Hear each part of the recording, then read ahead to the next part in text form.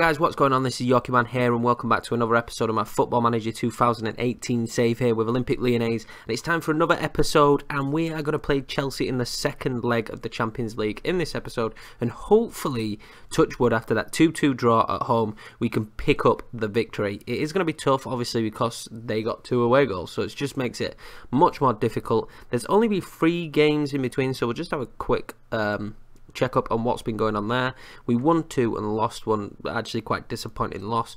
We beat Gunham 3-0, which was pretty decent to be honest with you, but we left it late. Amain Guri and Marcelo scoring all late on, but Guri actually coming on and performing. I've not played him that much and I feel like nowhere near as much as he deserves. I've definitely favoured Goebbels. We then lost to Troyes 1-0 in the 91st minute. It was really bitterly disappointing and really just didn't hit the ground running, and it just stayed the way for the same game. We probably dominated them. I think we did dominate them, to be 100% honest. No, we didn't that much. It was quite even, but I just feel like we should be performing way better against a team like that. Then we recently played against Angers. Sergi Drada giving us the lead 2 minutes in. Unai Lopez getting his first goal just before half-time, and Nabil Fekir picking off the game for a 3-1 victory. So that leaves us in the table, still second with 56 points with a game in hand, but the chasing Monaco, they're right behind us now. They picked up their form, they're playing fantastically, and only 3 points behind us now, which is really frustrating because I really want that second place finish. With the squad we've got, there is no way we should be finishing second considering how strong Monaco are, but it would just be a fantastic feat if we can manage that. But as you can see, apart from the cups, their league form, apart from the Toulouse game, it's been really good recently. They've not lost a league game in a while, so I'm hoping they can start to lose some. Marseille, Nice, PSG, they haven't got the easiest games. As if we play them last game of the season, so imagine if it goes to the last game. That'd be insane. So let's play this game against Chelsea. Monaco also just been knocked out of the Champions League by CSKA Moscow. Let's just quickly scouting. No, transfers. Let's look at the transfers. So we brought in Cameron Carter-Vickers on a pre-contract. I'm pretty sure I already told you, but if I didn't, yeah, we did that.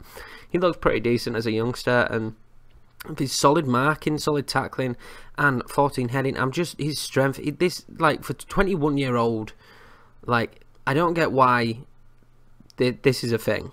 46 apparently, but we've got a future transfer on him, and I'm really excited to have him in the squad, especially for a 21-year-old. And we have now just made another one with Andreas Pereira. Now this guy is highly rated by our scouts. He's got good potential ability. We're not paying him that much money, which is superb, and he just looks great. He's going to be an extra, added help where he can play advanced playmaker, attacking midfielder, but he can play on the right or the left. He's more familiar on the left, but he just gives us more options going forward, a little bit like Depay and Fekir. So anyway guys, let's get into the submitting of our squad. So Unai Lopez could not be registered, which is a bit of a shame, so Fekir is going to have to come central. This is the only, because El Ghazi's injured, this is the only time I miss Bertrand Traore. Is Mendy's fitness is quite good, so I'm going to play Mendy. Yeli Vossen is going to come up front, even though Guri had quite a good game in the last match. But Ferry and Drada both played superbly, but I think Thomas Partey can come in there, and he can play as my Carello. I should definitely do these before the live com starts from now on, because this is great commentary for everybody involved. I think I bring Depay on and do this. That's what we're going with. But I want Depay as an inside forward support. Right, let's do this. Okay, yes, I know. I did realise that. Let's put Nimbulin. No, I'm going to play this on counter. Yeah.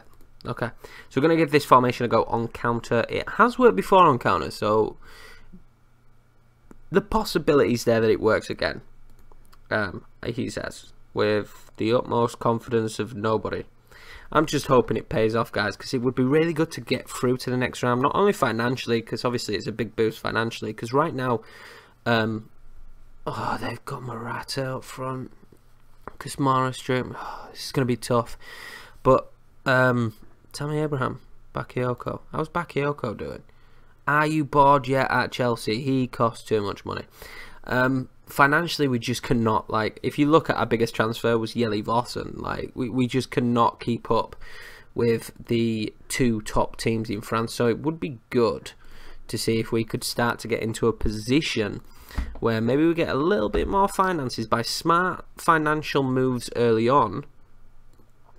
I'm hoping that later on we will get better money, but I haven't fully decided, because I really want to take this save to a Champions League win and a League One win. But I haven't fully decided yet, and I am seriously contemplating that this next season will be the last season with Lyon. It's a little bit sad because we've done so well building the squad up, and there's so many youngsters that I want to see progress and see what happens with them. But it was never supposed to be a long-term save, and I think 3 seasons is probably long enough. I'll always leave it up to debate, and Inter Milan was only supposed to be 2 seasons, and Morata is going to score. Oh, stop, Lucas Moura. Thank you. Changing the formation already. And the Inter Milan one was never supposed to last as long as it did, and it I pushed it that far. So I'm not 100% sure. I'm going to play it like this, though. Yeah, I'm going to play it like this. Do I want you as my ball-winning midfielder support? So I'm not 100% sure yet what I'm going to do in terms of the save, whether I'm just going to leave it after 3 seasons and we just finish where we finish, and then I'll really start sinking the time into the Hearts save, because I think I'm pretty much just about to finish season 1 with Hearts, and the biggest issue with that is, because I'm playing this one so much, getting content has been really difficult. Encourage, guys, come on, we can do this. 1 goal and we're through. 1 goal and they start turning up the pressure and hitting us on the attack, but hey, you never know what's going to happen in football. But anyway, like, I want to put more time into the Heart save, because that was, well, it wasn't. Dundee was supposed to be, but that is my purposeful, like, main save. It's supposed to be my main save this year. And then obviously once we're done with that, we'll pick up one towards the end of the year, which is, I've not decided yet, maybe a database save or whatever. So this one can't really go much longer than 3 seasons, maybe 4 at a rail push. But if we hit the 4th season, I've already decided that this will become the secondary save. Hearts will become the first, and this will just be once or twice a week.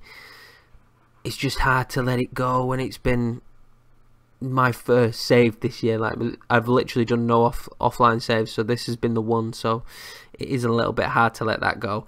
Strada, come on lads, can we get a pick a goal up here? Would be really nice. Avandro, done really well since he come in. Memphis, get the go. No. Ah, that's a sting in the tail. Cheers, Memphis. I'm glad I picked you. Avandro's been a really good pickup, considering his rating and how he was expected to be terrible. He's actually been he's been pretty solid for me this season. He's ended up playing a lot more football than I expected, considering he was coming in as a backup. He's played way more football than expected. Memphis hasn't been the player I expected him to be. There is the extreme potential that he may go in the summer. I can't decide. I've said this about Fekir tons of times, but Fekir's never leaving unless we get a ridiculous amount of money. But there is the potential that maybe he's not worth having on our books. I really want Marcus Coco. I'm like 100% pushing this summer to get Marcus Coco. If I get Marcus Coco with Avandro and El Ghazi, I don't really need Memphis anymore. He just doesn't fit in. He wouldn't be a starter, is basically what I'm saying. And for the amount of money he's on and the amount of money he costs, like the amount of money we could recoup for him, there's no point keeping him on the books. This is, at the minute, the only unfortunate part about this is we're going out. We need a goal or we're going out. Let's put you complete forward. Let's put you as my shadow striker. Yeah, at the moment with this result, Chelsea just doing what Chelsea do and sitting back because we are going out at the minute. Do you know what? If it stays like this, we're going out. So there is no reason whatsoever why we don't just go for it. Screw it. We're just going to go for it. We're going to go attacking. I have no idea how this is going to work out for us. They are 100% the stronger squad. This is an absolutely terrible live com unless we get a goal, which it looks like they're going to get a goal. Oh, close by Pedro. But we're going out. I don't want to go out like this. Right. We're changing things up. We're going on this one. We're going attacking. We're going 2 up front. Vandro, you're coming off, pal. Guri, you are coming on. As my advanced forward. And you can still be my complete forward. This is what we're going with. This is a extreme long shot. And I'm pretty sure it's not going to pay off as we enter the 3 minutes, and they may even score from this. From Marcus Alonso hits the crossbar. Can we get the clearance? Thank you. It's a respectable, I think, in the long grand scheme of this Lyon save, to get a 2-2, go out on away goals. They're going to score here though now. That's just as I'm talking, they're giving them a penalty. Great. When we go attacking, it tends to be a good idea not to give them a penalty. I'm not 100% sure, but I'm pretty sure we don't want to give them a penalty as Kevin Strootman scores it. So we are going to go out 3-2, but I still think in terms of our first go back in the Champions League, considering we was in the Europa League last season, I think this is not too disheartening of a result. Chelsea have a much superior squad to ours, if we're being honest, so I don't care about watching that. If we're being honest, so I can't really beat the guys up too much for losing this game, and it does mean we can focus on the league and hopefully finishing second, and hopefully getting the kind of budget that means we can really strengthen, because at the minute financially we can't, we're not even close. We're not even close to these teams. Unlucky, boys. I'm not going to be hard on them for that. I'm just going to say unlucky. Let's have a quick look at Chelsea and their transfer history. So they only spent 50 million, which isn't too bad. Lucas Moura weren't that expensive. They haven't spent that much actually. 29 on Kevin Strootman, which could be 33. The year before, only 53 million on one player. But they certainly have more spending power than us. So I'm not too disheartened. I mean, what were ours? I think ours was quite decent. 16. So, you know. Not quite the 50 million they spent, but we spent 16 in our first year. So this year we actually spent 41 million, so I can't really complain too much, can I? It was spread over a lot more players, and to be honest with you, we did bring in 35 million, so actually we did spend a bit of money, didn't we? I shouldn't have let Di Castillo go, I don't think. Oh no, he's doing dreadful, that's fine. Yeah, we did actually spend quite a bit, didn't we? Abdallah Traore, how are you doing at Dijon? 2 goals. Happy days. He's going to be brilliant for us in the future. We've definitely gone out and signed youngsters. Yeli Vossen at 8.5 million. I do still think he was a pretty decent pickup. He scored the goals. He's great to tutor as well, which is the big thing. Probably the biggest flop at this moment in time that I'm looking at would be yours, Ganigan. simply for the fact the man just he's injured. The guy is just injured.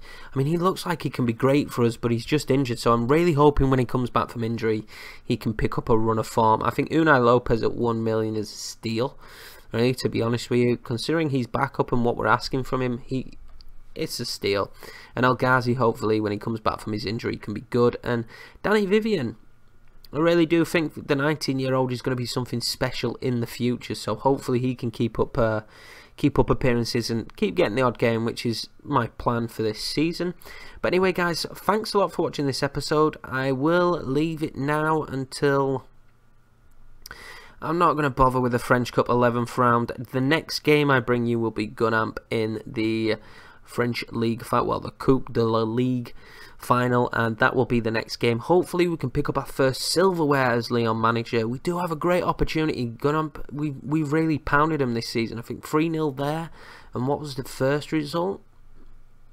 3-1. So I'm really pushing that this should be a victory for us, and hopefully our first trophy. And then failing that, I do believe we probably will do the run then until AS Monaco, depending on what happens in the French Cup. But thanks for watching, guys, and I will see you in the Cup final. Take care.